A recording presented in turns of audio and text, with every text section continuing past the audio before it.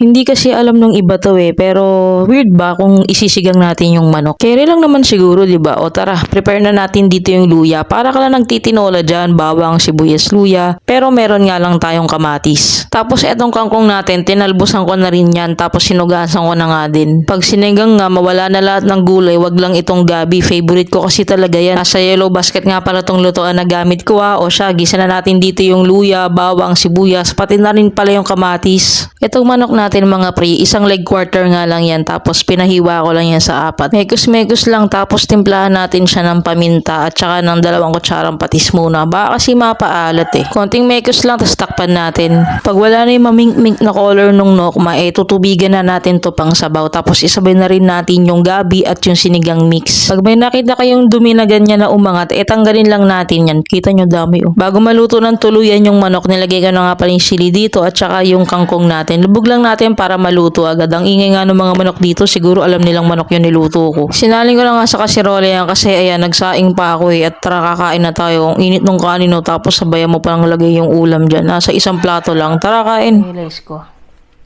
Kailangan ko pala talaga ng lamesa kasi ang hirap kumain. Ito na niluto natin. Diba? Nawiwirduhan yung iba sa sinigang na manok. Hindi nila alam na pwede talaga.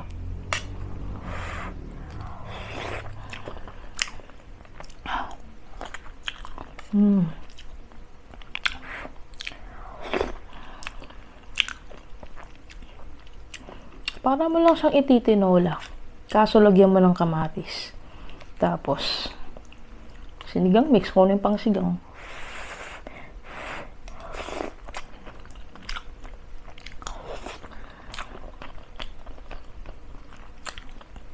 Hindi ko lang umangan yung sili.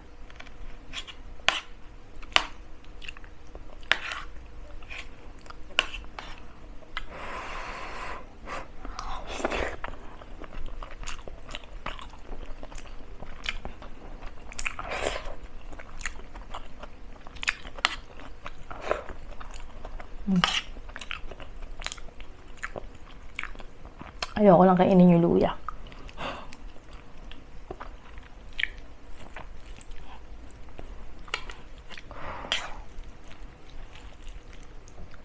Okay lang naman sa akin na kumain ng hawak yung plato. Kaso, sa mga nanonood hindi.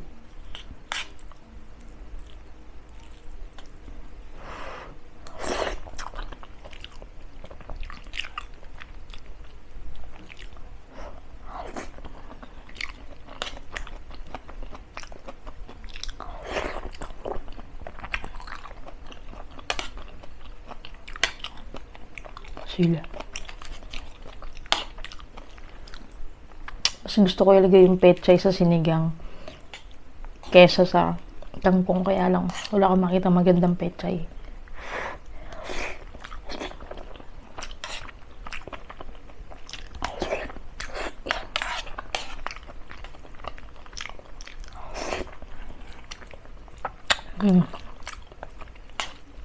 Sarap.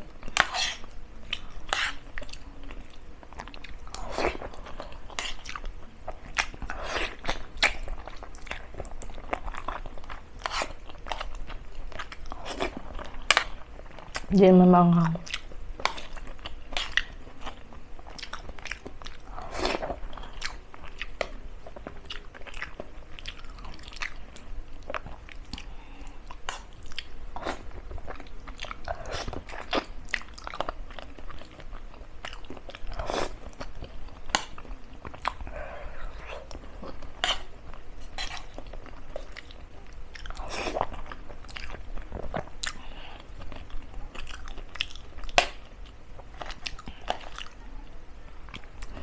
Parang gusto kong ubusin lahat.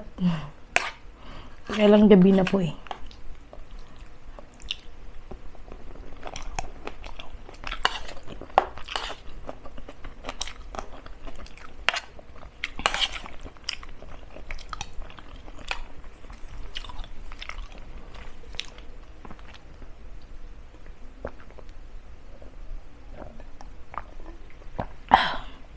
Alam nyo, tipid naman talaga magluto. Kaso, may mga times na mas magastos magluto. Depende sa lulutuin mo. At saka pag nagtakaw ka.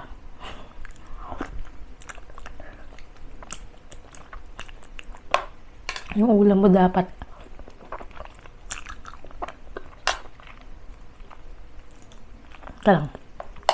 yung ulam mo dapat ng isang buong araw nagiging 2 kainan lang or 1 kainan.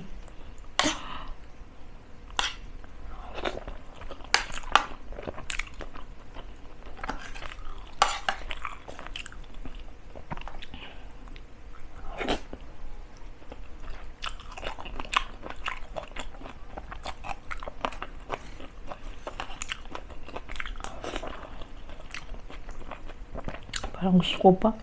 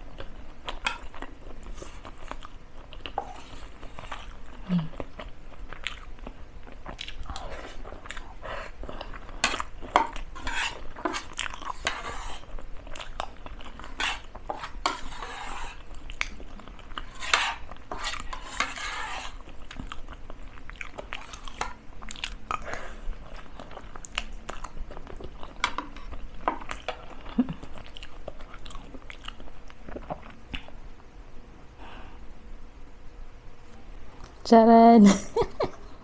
Di natiis.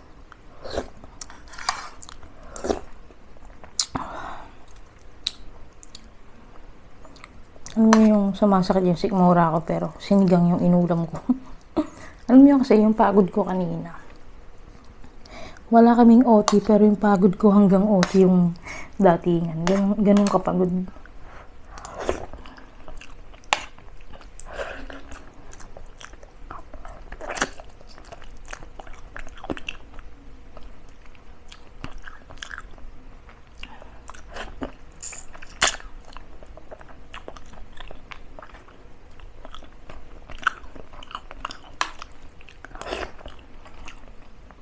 Sili. Hindi ko lang kung maanghang to. Yung kanina kasi hindi. Tingnan natin. Yun.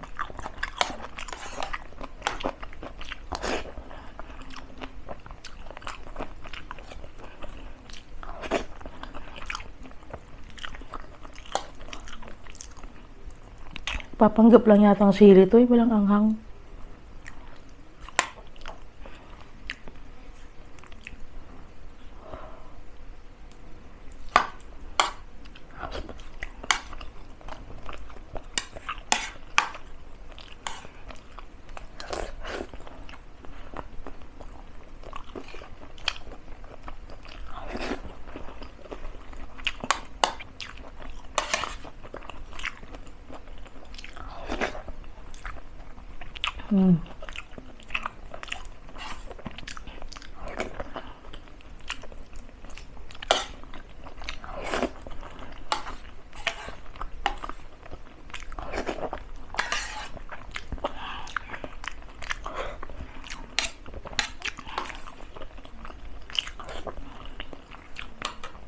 Sarap.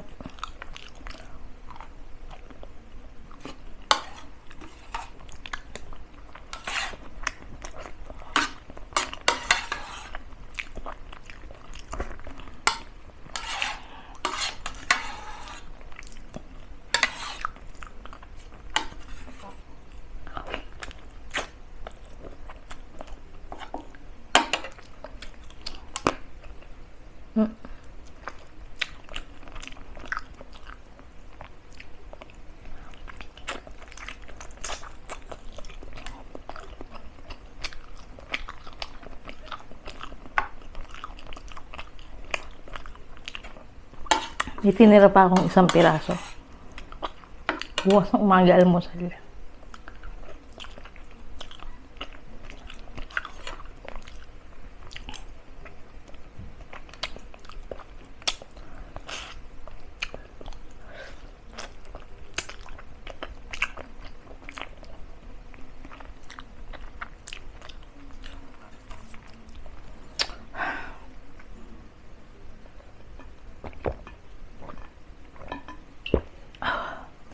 Busog na naman po tayo.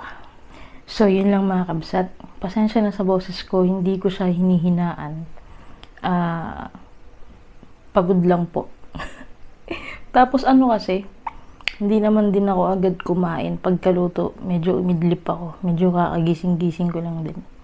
Pagod kasi ako, parang wala pa akong ganang kumain kanina. So, yun. Maraming thank you and subscribe na po kayo. Iwan din kayo ng comment. Ano pa ba? Follow nyo ako sa page tsaka sa TikTok.